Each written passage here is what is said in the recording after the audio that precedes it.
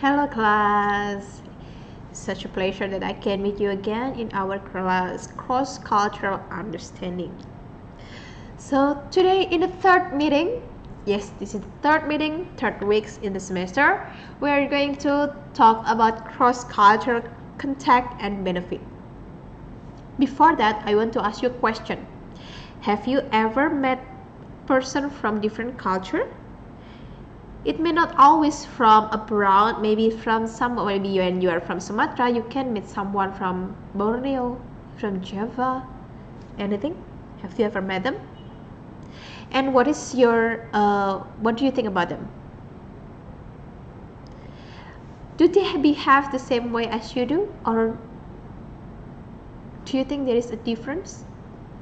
Okay, we will see here the cross-cultural contact and benefit. Okay, so we are going to start right now.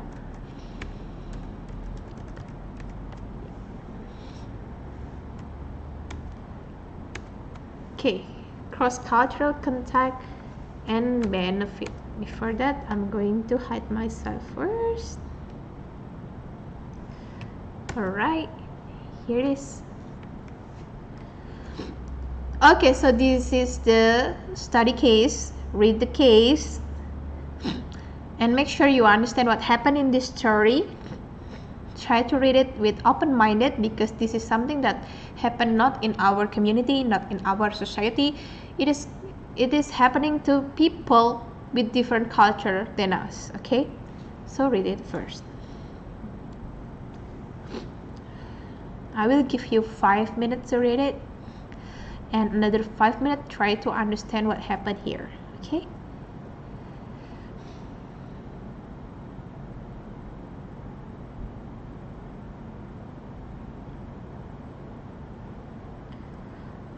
alright, after you read the lesson, you can just pause it if you haven't finished reading the text, and we go to the explanation of the case study. So when people meet other people from different backgrounds, a middle culture of dealing is set up within which they interact, which is in turn influenced by respective complexes of cultural baggage. So what people say of each other is influenced by the middle culture of dealing, which may be very different to what they think they see, which is a product of othering. So usually when I am and you is one team, we tend to look at other people outside our team as the other one. So this is othering. So we may see them as someone who is different to us, and the term of different, the term of other usually bring the negative effect, the negative impact of our communication, of our perspective towards them. And this is the construction. This is a case where there are clearly two different perspectives of what is going on. So we shall discuss the details in this problem in terms of the following concept. First, thinking you are being understanding when in fact you are patronizing.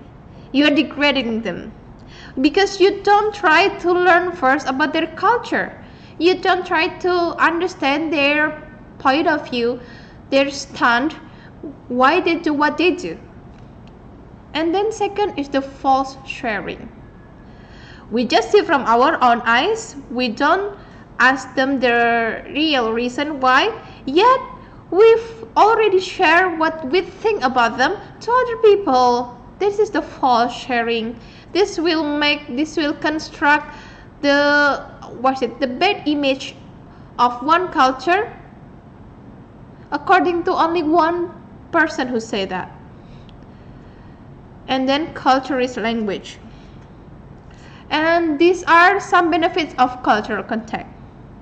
So besides the negative impact, there is also some positive impacts of the cultural context. It can spread networking and cooperation. It can also increase the job opportunities. As you know, networking is very important. So if I know you personally, I know your strength, right? And then I can tell the people that I'm working with that you have a good side, that you are good in this and this and this, and that's why people will feel more confident to hire you than if they don't know you at all. So it's like what is it, trust-based communication, trust-based networking, something like that. And then it can also improve your skill. Maybe before you cannot cook, but after you make contact with a chef from another country, you can try to learn about the skill of cooking from their country, right? And then understanding of diverse market. So maybe you are like crazy rich Asian, all you know is living nicely in a huge penthouse maybe, but then you don't know your target market.